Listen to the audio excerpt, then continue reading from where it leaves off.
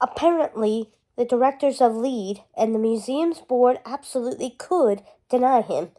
They denied Milo the opportunity to even walk in and explain his request. Mr. Harcourt's secretary had blocked his path with one bony arm and a single word, no. But if I could just... Milo tried to dodge past her. No. But I have evidence, and if I could just... He fainted left and tried again to enter the office. No. Boy, you're fast, he panted after being blocked a third time. If you could just look at Mr. Thatch. I've been instructed that should you come around here, I'm to inform you there are no openings, not in the cartography and linguistics department, not in the boiler room, and definitely not in Mr. Harcourt's schedule. Just as he started to say the word but, again, she'd uttered a final no and shut the door in his face. Milo's next stop was the headquarters of Lead, where one of the directors met him on the porch with an envelope already addressed to him. We've been expecting your annual fool's errand of an application. Here you go. You've saved us a postage stamp. Milo heard chuckles from behind both doors, conjecture about where he'd been, locked in an asylum, adrift on an iceberg, lost in some back room at the museum. The sound of their laughter made his face feel hotter than the boiler room where he used to work. Milo sulked the whole walk home. It didn't help matters that it started to rain as he walked down Mr. Whitmore's long drive. By the time he reached the front door, he was drenched. He didn't immediately recognize the young woman waiting for him beside a suit of armor in Mr. Whitmore's imposing foyer. In her elegant navy dress and delicate lace gloves, she fit the grandeur of the museum.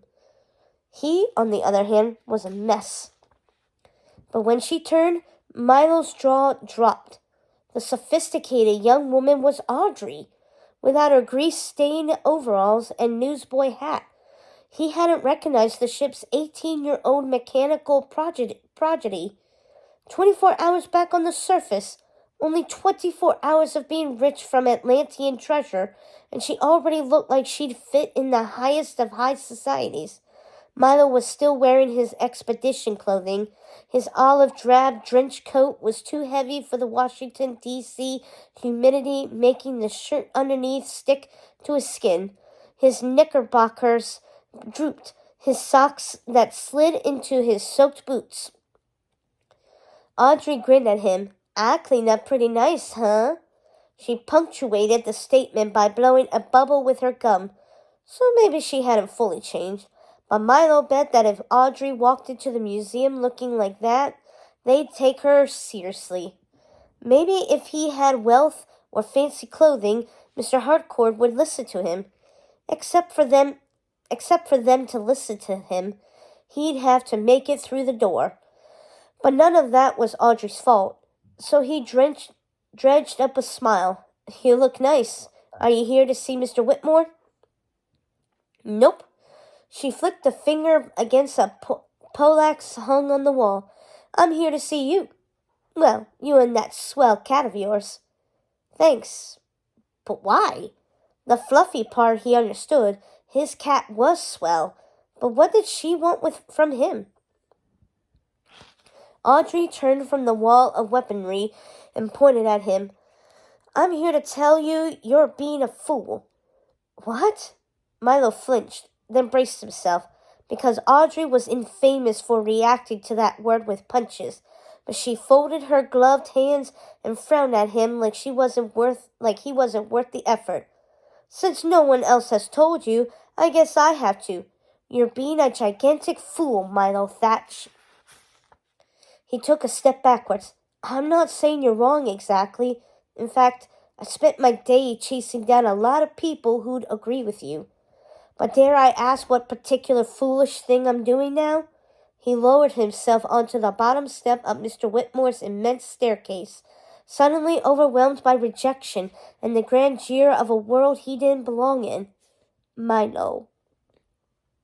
Audrey sighed and sank gracefully down next to him, swishing the white pleats of her petticoat away from the puddle he was forming on the floor. You had kiratakash nedak, looking at you like you were the combustion to her engines. She really loved you. And you're a sucker for throwing that away and telling her you're too busy to be king. Milo's shoulders slumped at the mention of the woman he couldn't get out of his thoughts. That's not what I said. Close enough. And I didn't take you for a wimp, despite all that flinching and stuff. She held up a fist, but didn't slung him with it. Instead, she smoothed her skirt and looked thoughtful. You know, I never met your grandfather, but I've heard my father and the others talk about their time on expeditions with him, and if he wanted the glory and fame more than he wanted to find Atlantis, well, then why didn't he go public with the Shepherd's Journal? Why did he save that for you? Milo frowned. Why had Grandpa kept the journal a secret? He'd asked Mr. Whitmore to give it to Milo when he was ready. They could have gone on this trip together.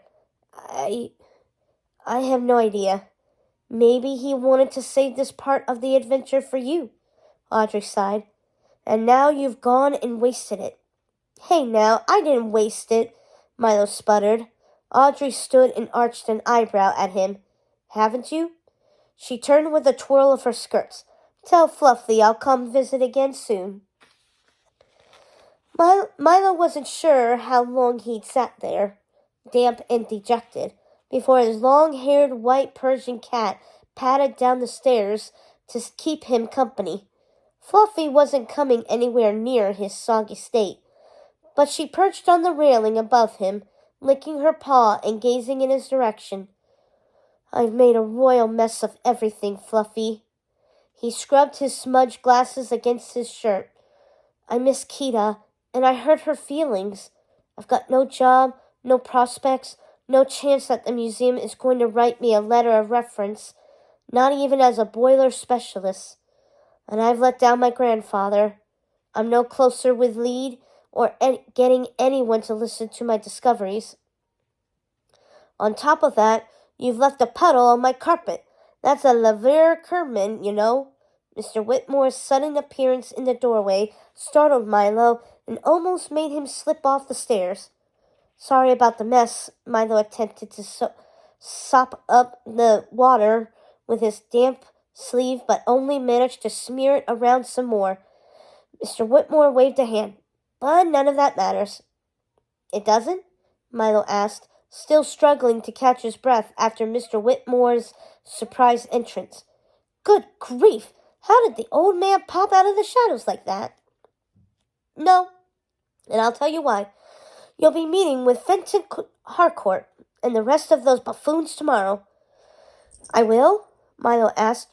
But today you will, Mr. Whitmore said firmly, striding across the room without looking back to see if Milo was following. I just got off the telephone with Fenton's office. I've taken care of setting up a meeting for you with the museum board tomorrow at 10 a.m. If you're determined to rehabilitate Thatch's reputation by revealing Atlantis, well, then I'll help make that happen. Thank you, Milo squelched over to hug the old man before pausing and realizing Mr. Whitmore wore a white suit, and his own apparel was still dripping. Then the full impact of the words registered. 10 a.m. tomorrow? I've got to get ready. I mean, what am I even going to say? You'll figure it out, said Mr. Whitmore, with all the confidence Milo wished he had. The man steepled his fingers as he continued. I've arranged for a blackboard, your notes, some cat toys, and your various practice dummies to be moved into the East Library. Unless you'd like to practice in front of a real audience. No, absolutely not. Water sprayed off the tips of Milo's floppy hair as he shook his head. Excellent. Then I presume you'll want dinner delivered. You've taken care of everything, said Milo. You say that like it's a surprise. Mr. Whitmore chuckled and pointed. East Library in the East Wing, second floor. Third door on the left after the solarium.